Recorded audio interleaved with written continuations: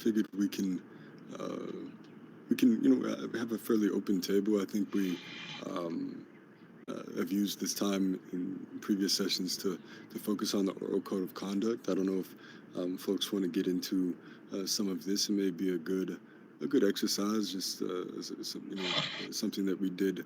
I think it was just Hero, myself, and Merrick at one point.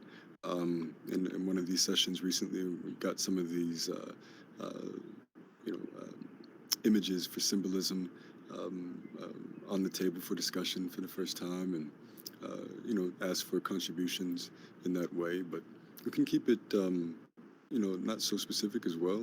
There were some things lingering in my mind from the last session around data commons, and some of maybe a good time to touch on some of the upskilling points made by Merrick, and some of the back and forth there was, I think, really interesting when thinking about some of the incentive design of advocates, which is I think one of the biggest uh, points of distinction, right? That I think Nat speaks very eloquently too often, and uh, yeah, uh, I think it's this language from that last session around integrating what I would call generators of value, right, in any given system, particularly folks that you might see as technical firms from centuries past, um, and what this Web3 space is.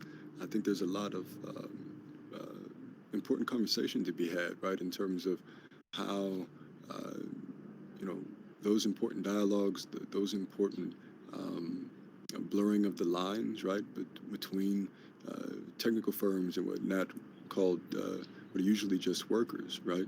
What is the one skilled foreman and a bunch of unskilled laborers, right?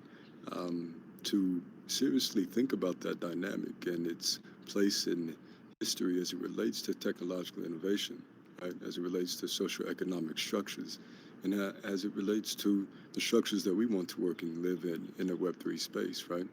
And so, you know, seriously thinking about data commons, right, may be an interesting point for us. But I remember the conversation, it kind of also wrapped around to upskilling because of some of the language from that around some of his long-term incentives, right, in terms of programming and making an impact this way.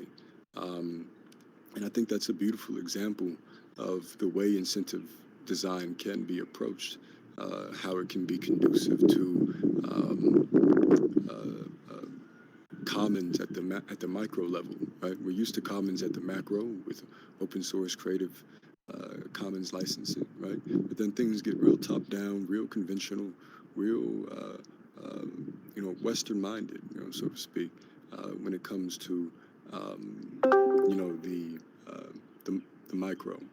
Beautiful, good to see you, Ryder. And I think this is one of the phenomenons of Web3, right? And open source in general, where there's very non-Western concepts and influences, right? Commons has come into the conversation at the micro level more than ever nowadays, right? But it's through the lens of a Nobel Peace Prize winning economist, right? Eleanor Ostrom, right?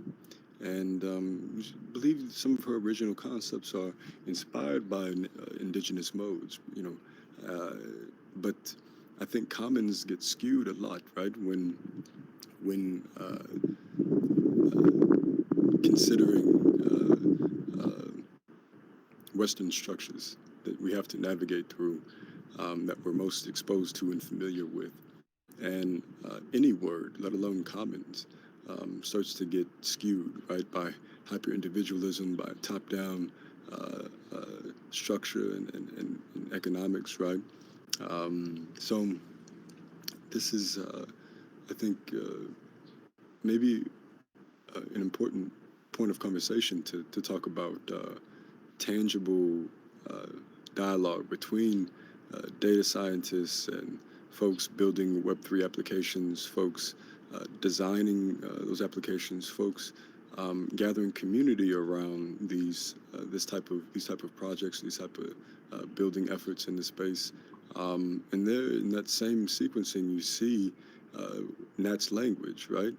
He's just talking about coming in at the community organizing end of that spectrum and attempting to work his way to the other end of that spectrum.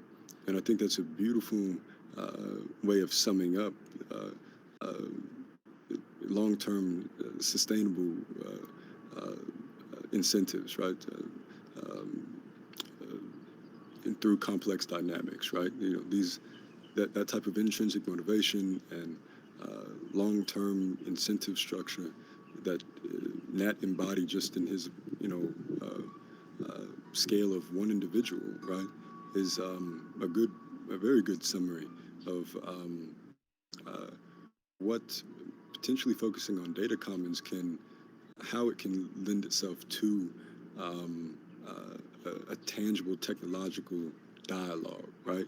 That also lends itself to connections and networks of people, right? And ultimately the building out of a much needed infrastructure for data commons, right? And local and regional management of data. Um, if we go into Web3 with the same Web2 infrastructure of pure extraction of data, the scraping of data, um, that ugly under the surface economy of the extraction of data, if we don't have Web3 alternatives to this that speak seriously to commons, speak seriously to the governance of those commons or management of those commons, and we don't have the architecture there, right? We can have a very ambitious goals for Web3, but then we wouldn't have any of the architecture to achieve it, right? Although, you know, a lot of what Web3 or even Bitcoin is not, and Hero often speak to eloquently, what it represents is architecture, right? The beginnings of architecture. But in order to sustain that architecture through the long term, we have to think seriously about distributed power, right? And I think data commons and the architecture for those data commons and management models or governance models for those data commons is a fairly fundamental point of dialogue, right, going forward. So I don't know if we want to. It's one thing lingering on my mind from the last session that kind of came up as a tangent that maybe we can focus on and maybe tie in some of our understandings and discussions before about indigenous modes and you know even native structures of commons and native structures of trade, uh, decommodification, right? This is, when you're talking about the extraction of data, you're also talking about the commodification of data. So if we can come with not just models for uh, organizing ourselves, not just models for um, uh, uh, managing or governing the data amongst ourselves as an ecosystem of open source innovation, but we also come up with uh, creative modes of decommodifying data while still uh, uh, seeing through bridge work for compensation of labor, innovation, right? Uh, this can be an important breakthrough in models that accompany Web3 approaches, right? Across industries and disciplines. So that's some of the stuff that's on my mind, and we'll, of course, we can keep it on the back burner if there's other things burning on a priority list for other folks, of course. But yeah, I'll shut up. It's beautiful to see you, Ryder.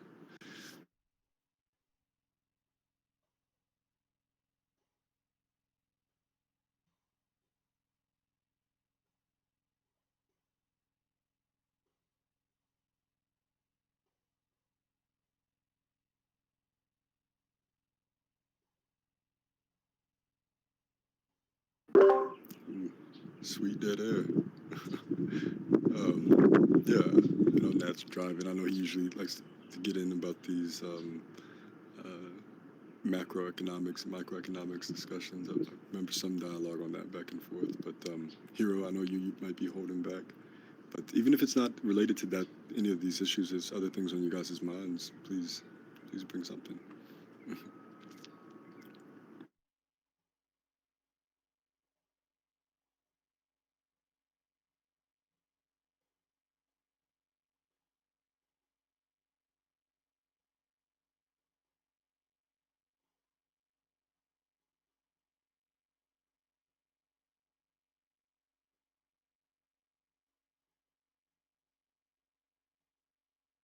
All right.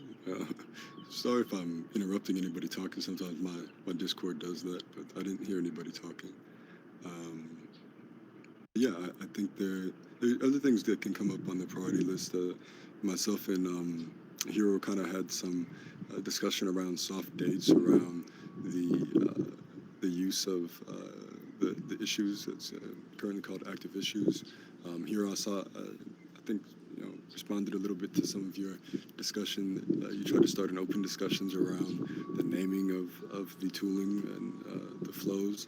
Um, these are some of the things we can get into as well if you guys are interested. It's important work as well. I know Hero and myself as well are fairly concerned about how these coordinating efforts are going to emerge, particularly without representatives that have like opted into that big responsibility of coordinating. Not just those of us that are familiar with these sessions and those of us familiar with things that we're doing in other ways, but some of the newer folks coming into advocates may not have temporary clan designations yet and things like this. It's quite a big effort, right? So we can have a conversation about coming together on this as well, if you guys would like, for the folks willing to opt into some of that work. But these are some of the other things that come to my mind that might be a good points of conversation, priority.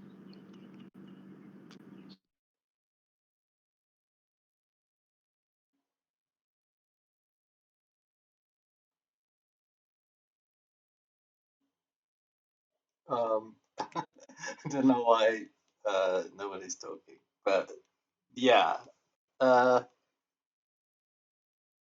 what was I can speak about the question you just asked about designating people to the clans. Yes, I think that would be a well, at least like we currently do not have an overview of who are where very easily. I think I think this so that we can see who everybody are would be nice, and also just to get it's almost like we kind of need a little bit of hygiene because some people may not be very active and um, oh no, I think we spoke about that. We don't really want to stop people from sort of mm, sort of because they're inactive, so we kick them out or anything. That's fine.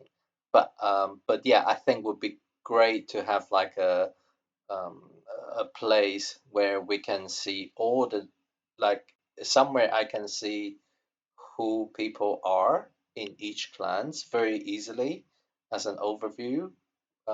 Maybe it's just about um, putting that somewhere more visible or having that documentation somewhere more accessible to everyone. Um, so I think that's one part of it. And yes, the other part, going back to your point, is yeah, like those people who are devoted to bear clans um, really bears, and yeah, it takes some effort to get to know them. Like they may not even understand what Turtle Wolf, but hopefully they have some understanding and therefore be able to assign them to the right clans. Um, yeah, it takes a bit of work. I don't know how else to get around this, or One if one way that we did, one way that we kind of there's no real way to circumvent all the work, but the survey does good yeah, to, to ask people, and also give them a link to, some brief blurbs about what the clans are if they aren't familiar. So we did that before with the survey that some of you guys might remember, and we can just do it again. We talked about even building this into the welcoming team work streams as well. yeah, that's The true. survey because we kind of use it as like a one-off because we were trying to have these real-time meetings coordinated and Yeah, scheduled. yeah, at the time, and so now we can like build it in a little bit more firmly into the system design, and it could also be a way of sussing out folks that don't have designations or have more unconfirmed designations, whatever it would be. Yeah. So this could be a step in that direction. What And I've yeah, personally found challenging is to keep up with the, well, we are not even scaling it, but so when we scale, probably going to be quite hard to keep up with welcoming. Although I do feel it is important. Um, but as currently the way we go, designating somebody to someone when they come in manually can take a bit of can take can take up a lot of effort to do, and also to and for that and also for the person who is looking after the buddy. Yeah, I think some of these. I wonder whether there's anything more. If anybody can think of something more um, time minimized. I'm not even sure if that's the goal, to be honest. But I'm just trying to reflect the current challenges and seeing whether anybody got any bright ideas. Um, yeah,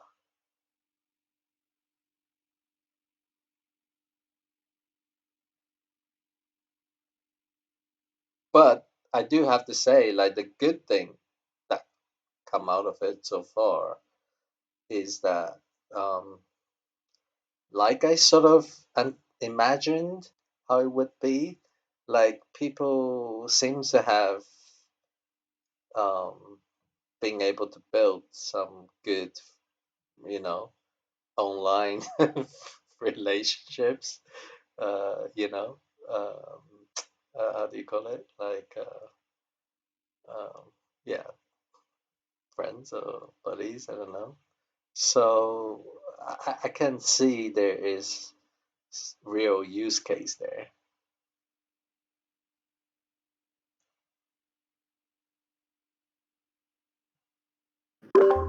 yeah, for sure, for sure. And yeah, I think there could be, there are some, I don't know, some of the warm, uh, uh, some of the warm design, attempts from yourself, Hero. I think are, um, yeah, I think that may be one of the hardest things to scale in what may be a typical efficient way. Um, it's very hard to align a lot of different things, right? Languages is just maybe just one of the barriers, um, but yeah, it's extremely important. And I think things like a survey, but I agree. Even more creative means of uh, you know the coordinating that goes on, um, maybe uh, maybe an added an added an added thing we think about to ensure once we are scaling, as you mentioned, Hero, that we seriously thought about that beyond just the smaller numbers that we're dealing with now, and the trustful relationships that we have to follow through on some of these things. I know a lot of the buddy system right now is also dependent on that, and so uh, maybe there's something, maybe just like how I think yesterday we mentioned, Merrick's thinking on upskilling in the advocate structure, um, maybe like a constant flow of issues, right? To be brought into decision making processes and um, collectively iterated upon, right? And maybe there's a similar thing here with uh, the buddy system, right? It's we keep saying it's important, but if it is so important, maybe it should have a place right at the heart of decision making and right at the heart of the consensus flows of the folks involved and advocates. So, um, and using that as a leveraging point, right, as a point of mutual aid, support, um, for people coming in, but also people already in but still finding their way, right? These can be um, a valuable thing potentially, and I don't know. It it could maybe help scale that warm stuff that heroes work so hard to try to achieve. Um, uh, because I think one of the hardest things is the alignment of not just time zone scheduling, languages, um, uh, but uh, communicating the type of alignment of intrinsic and extrinsic motivations, understandings that we have, generative commons understandings that we have. Um, this is, could be a potentially an important and an endearing part of the buddy system and the type of interactions that happen in that buddy system. And so, uh, it going through the respective clans and the coordination of who is available at any given time is designed into the consensus flows. Um, as like a steady stream of issues, the same way that upskilling can be that for us. It could be a way of ensuring horizontality is constantly on the table from different angles in our decision making, in our structure building, and and so yeah, I don't know if that any of that makes sense, Hero, but it's just something that comes to mind as you ask for creative ideas to help scale some of this stuff. Um, but yeah, I think it's really important.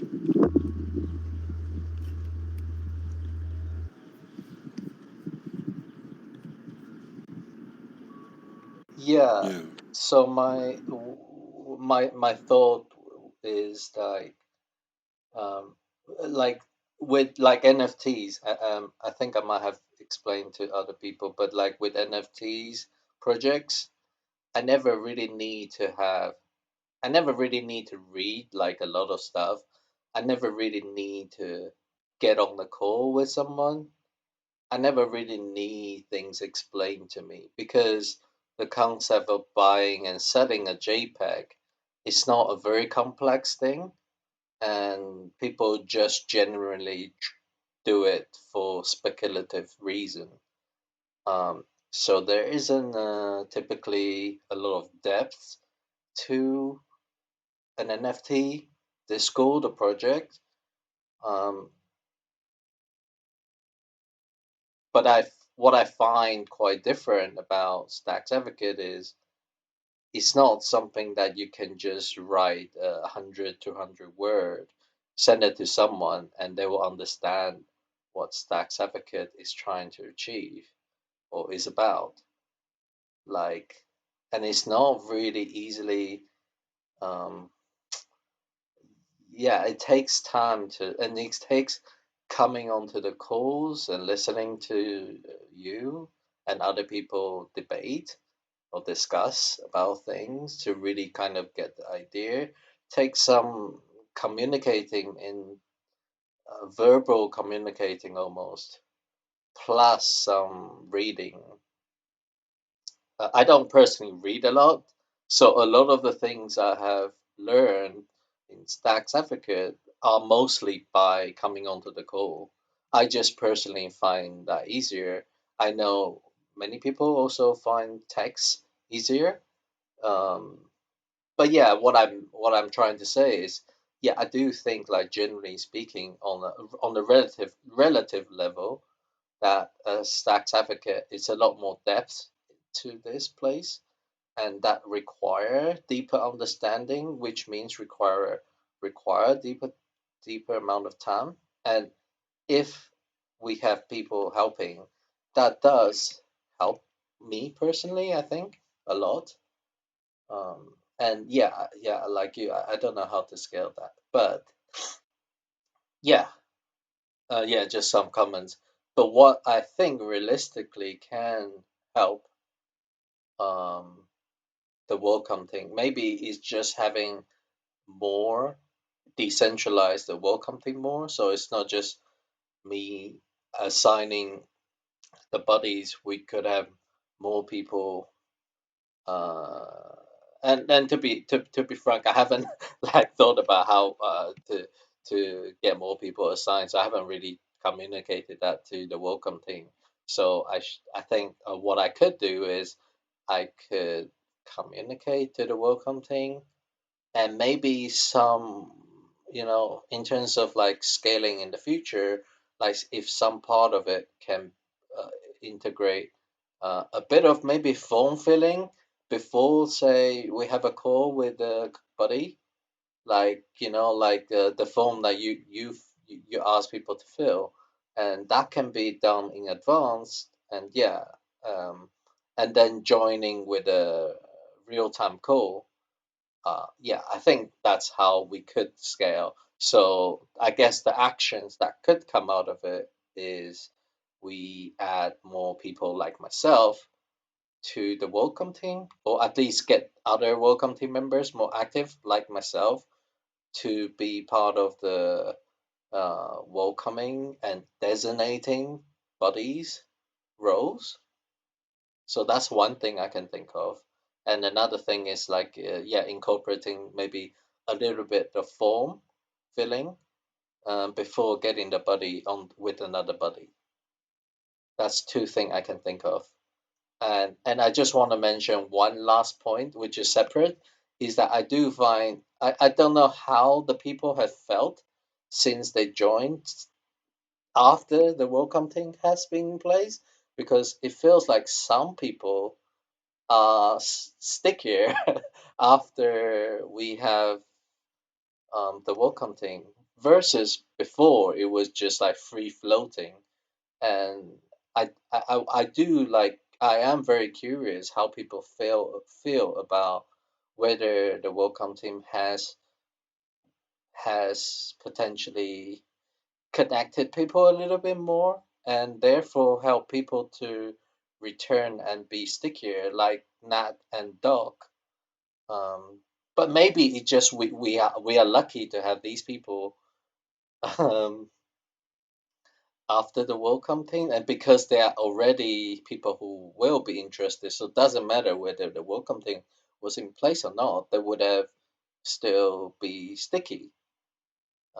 But I do find, yeah, some people after the welcome thing have become quite more active. So I am very happy to see that, and at the same time, I'm curious about um, the how they feel.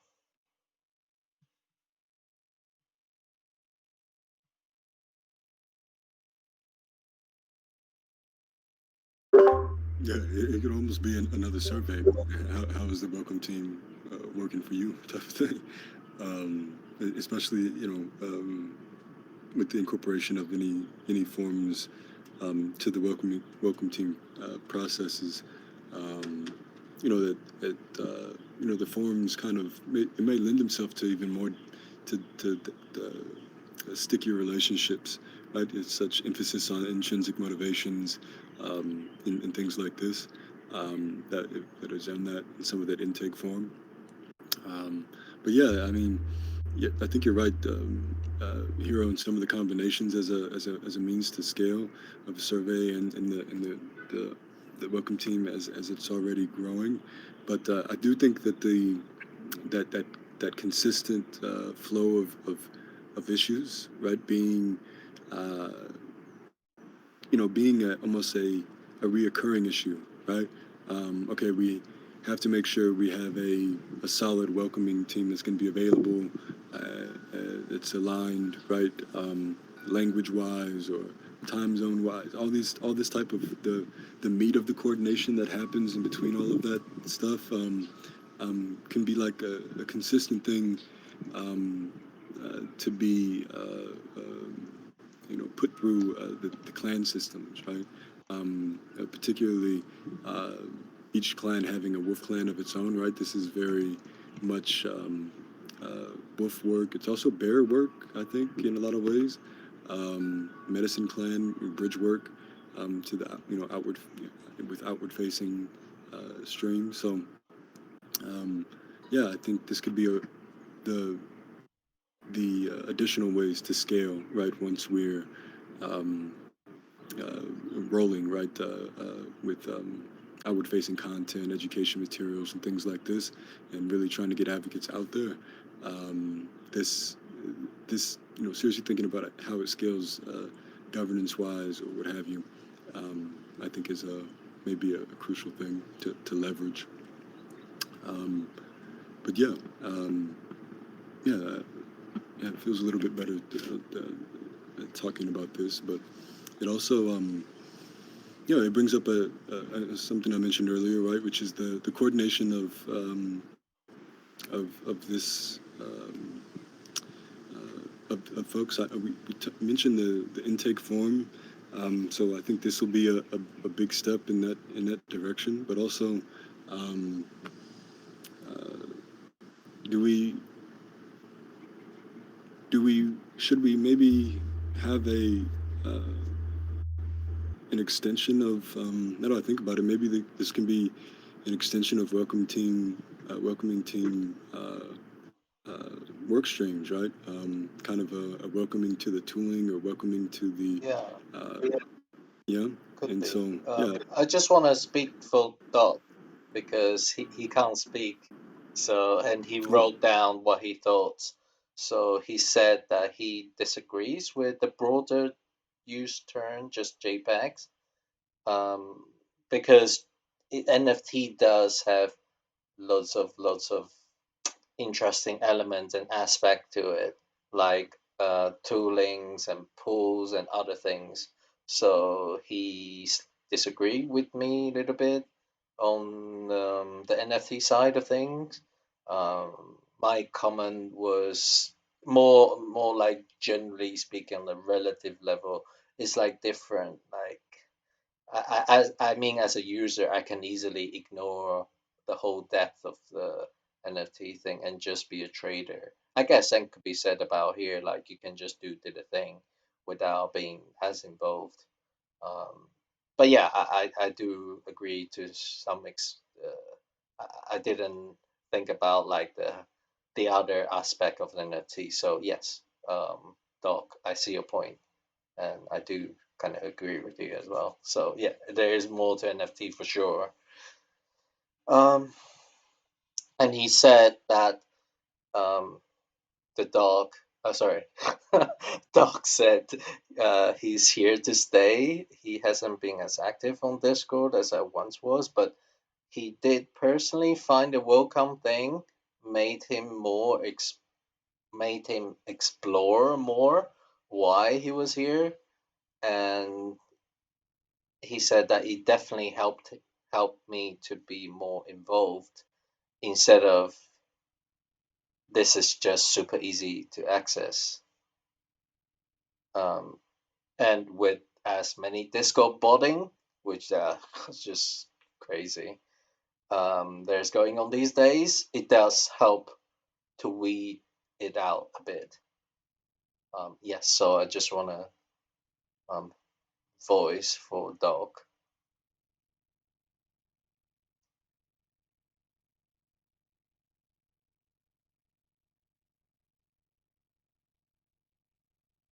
Yeah, and I'd say so far, I mean, I think there's two things that crosses over the hero. I think it depends again on the type of person that decides to actually explore the advocates.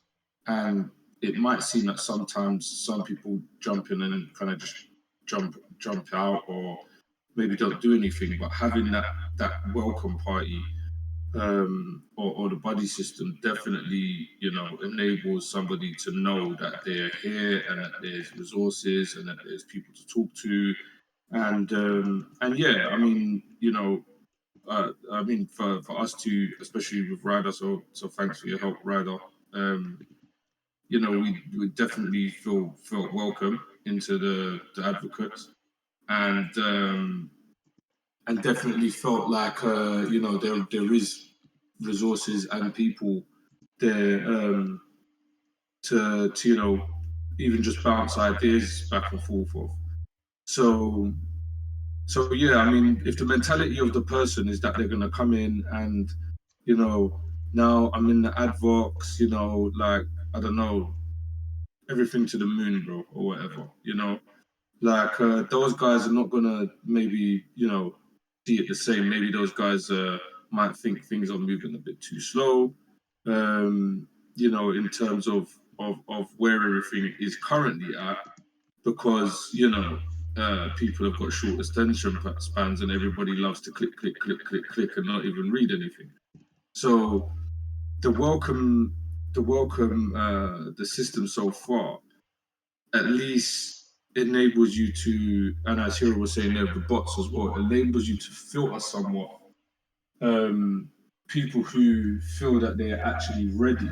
And the thing is, as we were saying with the design for the journeys, um, you don't necessarily have to look at it as filtering, because the person could come in, sit around for a month, just watching what everybody else is doing, soaking things up, and then all of a sudden now they kind of know, the way that they're going. But the welcoming not pushes it.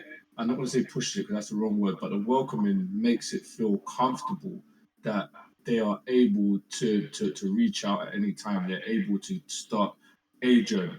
Yeah, that their resources, again, the people, the infrastructure is being looked at, and they can look at stuff like the GovLab, and be able to see that, look, this is all of the different things going on here. As I said to you guys when you guys first asked me about looking in the GovLab, and he was like, yeah, it can be a bit daunting for people. And I'm like, okay, cool. There's a lot of stuff going on. There's a lot of moving parts. And as I said at the time, maybe now I can't necessarily throw certain things in, but once I've had time to go through and read certain parts, then there's things that now I can see, where I can help with this or where I can help with that. One of the things that we obviously saw when we came in was that like the UI, working on UI designing for or some kind of flow for people to be able to come in and easily understand kind of what it's about. But then that leans back to what we've all discussed many a times, and what you said also, Hero, just there, is that you cannot explain advocates in detail anyway in a short space of time. Yes, you could probably put advocates together in lots of different one sentences and lots of different one paragraphs, but to truly show people what is going on, they need to experience it. They need to be able to read maybe some of the GovLab, and the theory behind it. Maybe it needs to be presented to them. Obviously we're talking now about doing some kind of presentations or maybe recordings, and that has even pulled me even further, because after kind of messaging all of you last night, I went off onto this tangent thought about, okay, well, maybe if there's different types of recordings or different recordings on specific parts of the advocates, then we could make that into a series now of advocates videos that, as Hero, you pointed out to me before, we could use as a kind of archive, right? So again, people come into the advocates and, like, here's a few videos, just a few, not libraries upon libraries, Khan Academy worth of videos, but just here's a few videos that you can watch that will let you know more about the advocates, more about what the mission is, and more about the ways you can get involved, more about support. So just key things, really, the key things, and making them really fun and exciting. So again, if we were to do a few different videos, maybe one Harold, you do Hero, you do another one, maybe Ryder, you do another, and we chop those up, yeah, so that we can fit them towards those, certain topics. You might do some bits in that video where you maybe, Hero, you do some, it overlaps some of what Harold says. So then we can take those two parts that relate to each other and make a third video out of that. And that's like something that we can again use as content and material to help people just understand what advocates is on as Doc said before, the outward facing. So that's lots of Twitter material where we're able to say, we do this, we do that, we do this, and kind of chop in these, in a way, explanations, or can we say testimonials? Because we could speak to other people in the advocates and say, okay,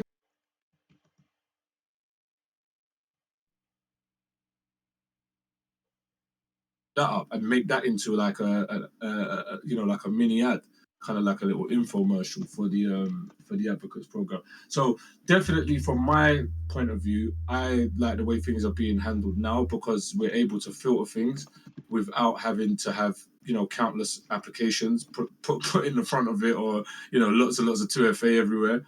So and also the buddies get to know people somewhat.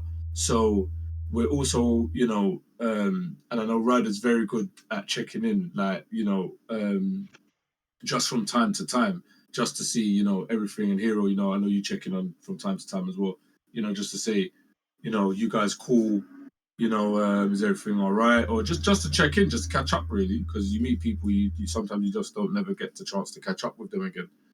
So so yeah, I mean, I think for now it's pretty good. I think once we have some more tooling, maybe a bit more fine tuned, and then having, as I said, like the kind of outward facing content. Yeah, then at that point is where we'll probably see the real test of how the welcome slash buddy system works, and at that point it would be, you know, from my angle, a good point to start making tweaks to it once you've got like a serious amount of data and you've done a little bit of marketing, shall I say, before the data. So yeah, that's my piece.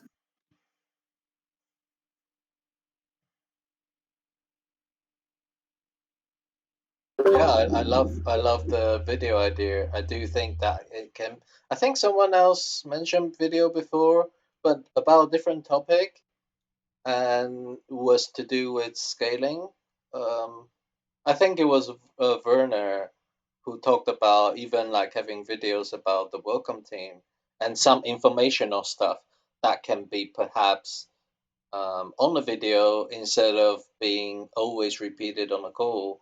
But I'm not saying like that has to be that specific thing for the welcome team content. But yeah, I think that part of the videos could help in general, people to understand what here is about better, and also scale, almost like little subnet kind of scaling kind of way. But yeah, so I agree everything Nat is saying. Pretty cool. I like the idea. Thanks, bro. Thank you. I like all the ideas in the advocates. Yeah, I think we almost have to, like, the way I'm thinking about it right now is the welcome team can like have its upgrade. So we made like welcome team 1.0. So now we can work on welcome team 2.0 or 1.5 or whatever, by adding different features and stuff like that. So that could be a little project on its own, and the video thing can be like a separate project, but it connects, collapse, it plugs into, well, both things will help each other, um, because you'll need like some basics. You'll have basic videos that explain what this place is and the different type of stuff that people can get their teeth into, right? Um, yeah, so I do think there's a lot of synergy or whatever. But even just very generally, like the outward facing education to sort of make this stacks advocate more polished for the public, I guess, because in our head we all know what this place is more or less about. but in terms of like people outside of our little circle or outside of our mind, it is more challenging if there weren't as much educational outward facing material that we could potentially put it onto some website or Notion, or just some place. So I do think that's almost like the next phase, part of the next phase of maybe Stacks Advocate in general. I have something to add. It's Ryder. Hey y'all. It's kind of it's not responding to Hero. I think that like an upskill of the welcome team is a great idea. I want to speak to like the Advox mission, or just like in general when we talk about this space. Something I think that gets left out, and it's not unique to this space. I think it's like a lot of Web3 spaces do this, and they say like, here's the mission statement. You know, it's to be really welcoming and connect people to resources, or whatever it is. And I think we forget to mention like the Web3 aspects of like, this is an experimental space, or this is a space that's like requires a certain level of technicality, or we can say something direct like, this is a space for people to orient as they like. You can come here just to think about the things that we're talking about. You can come here to participate in stacks. You can come here to learn technical knowledge, but know that you will be hearing something new here, and that sometimes it might be intimidating. I just think like we can actually be more caring about how we introduce the space to include like that. It's highly unlikely that anyone will come here understanding all the components that are being put together here. It's very unique to this space. And so I don't see that really being done. I think maybe Kernel does it, and there might be one other space I'm forgetting, but I think that's often what's missing in these communities, and I think that Advox could be doing better too.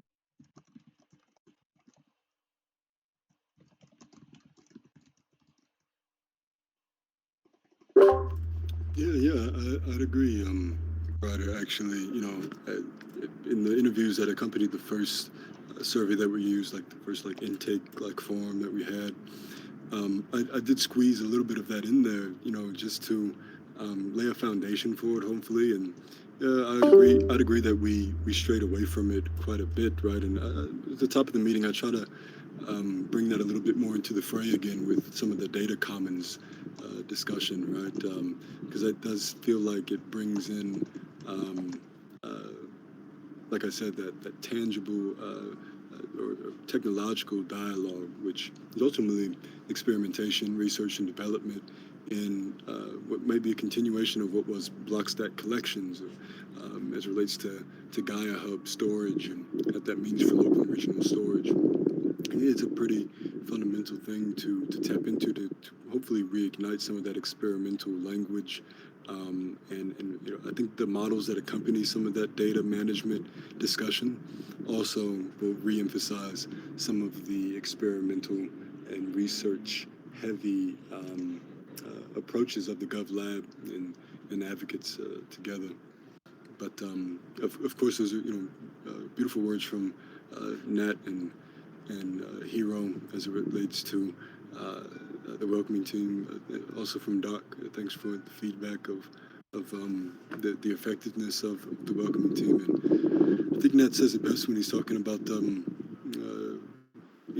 things the way they are, right? The problem with scaling is keeping things the way they are. So I think that's one of the challenges ahead of us. But again, I'll point to the clan design and the consensus flow as a means of reinforcing the integrity of things through complex dynamics. And I think it can be a way of ensuring that that warmth that is felt, that is available, accessible, is there. But I think you have to build in the prioritization of that. And the same way that we should probably build in all these upgrades to the welcoming team, to Hero's points, and yeah, I kept thinking too about extensions of the welcoming team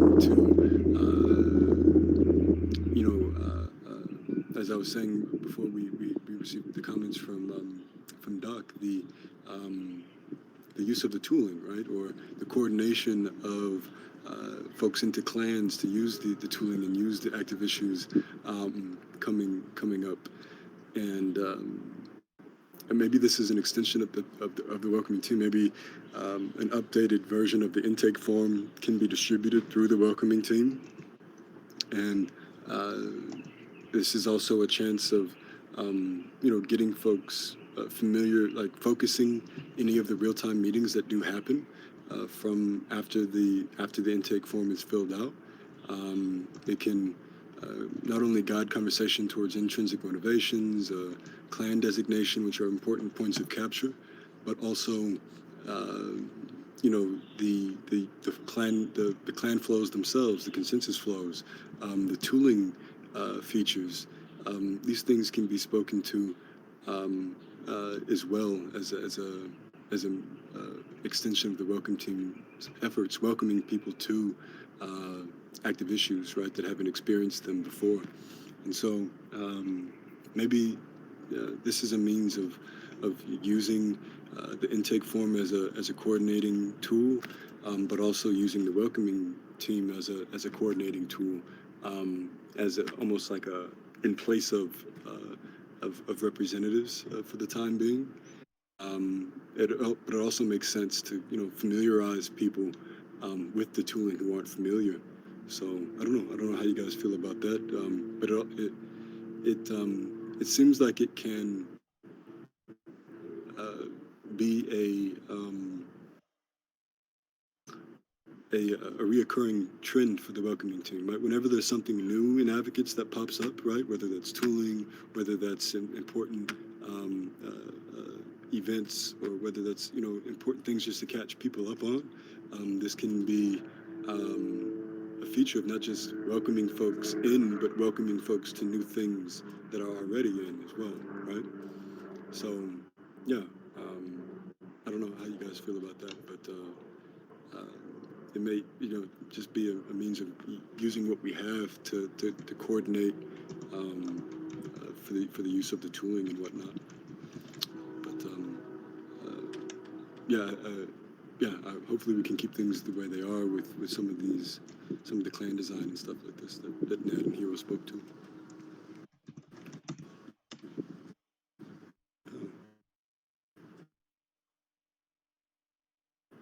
Does that make sense at all, Hero? Yeah.